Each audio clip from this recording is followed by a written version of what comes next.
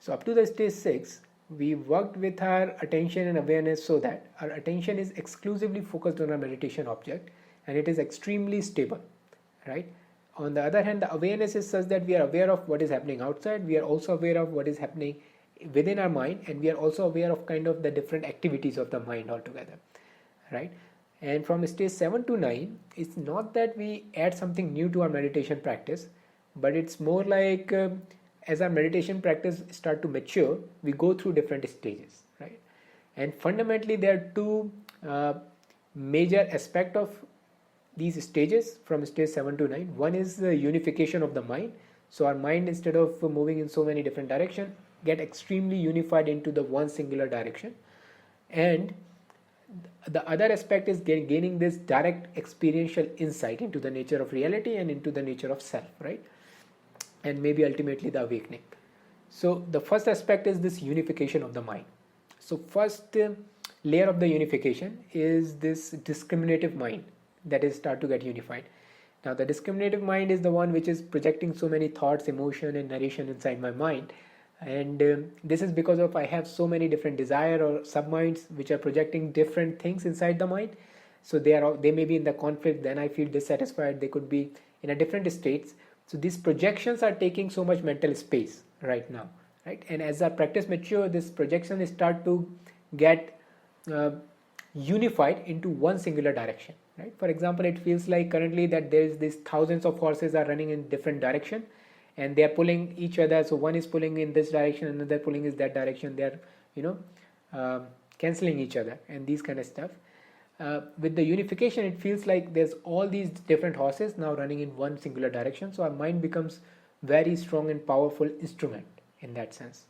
So after the pacification of discriminative mind, the next step is the pacification of sense mind, right? So once our discriminative mind is pacified, then our mind is projecting. So there's these different sense object that is being projected into my mind, right? It could be tactile sensation, it could be some auditory sensation, it could be some visual effects. So these are the different sensation that is different sense precepts that is being projected into my mind.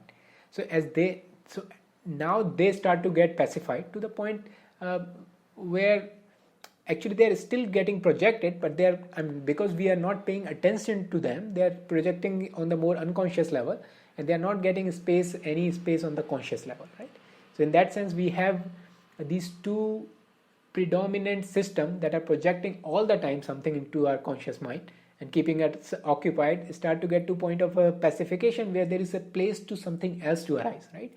And once these two systems get pacified, the physical bliss start to arise, right? Our physical sense of lightness, this movement of energy, and these sense of physical joy start to arise because it now has a space to arise because these other things are not taking space in the mind.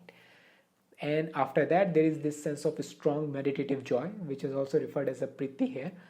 So this meditative joy start to suffuse, and the effect of these experiences are such that we start to get the sense of being internally satisfied, right? Because of these internal states, our current internal state is extremely discomforting, right? It is distracting, there's so many different movement, and it's just dissatisfying and unpleasant state. But once we start to move in these stages, our inner state is so pleasant and so satisfying that we are not there is not any strong reason for looking for happiness, right? Because we are already feeling such a strong joy and happiness that it kind of unifies the different aspects of craving and all these kind of stuff. Okay, so first discriminative mind gets pacified, then the sense mind gets pacified, then you start to feel the physical bliss, and then meditative joy, and eventually our meditative joy start to subside, and then we feel a strong sense of equanimity or tranquility, right? So this is more like the end of our practice where we are just extremely centered and satisfied with deep inside we are just like completely satisfied and completely centered. And from that place, it's not like we are not engaging in the world, but from that place we engage in the world, but we are not engaging in the world to get something, because we already know like there's nothing more to be gained in terms of my personal satisfaction, right? So we engage more as a participant in the world, and we bring whatever we bring as based on our nature, right? So that is one aspect of unification of the mind between stage 7 to 9. The second aspect of our practice is this direct insight, this direct experiential insight into the nature of reality. Now this could be different insight, it could be dependent origination, it could be the nature of self, it could be this nature of impermanence, emptiness, suffering, and finally something like awakening. For example, if we take the example of dependent origin, I can understand this intellectually also, that when I am, let's say, touching myself, this touch creates a tactile situation, a tactile sensation, and that tactile sensation creates this feeling, and that feeling creates this attachment or aversion, and that attachment or aversion creates this intention.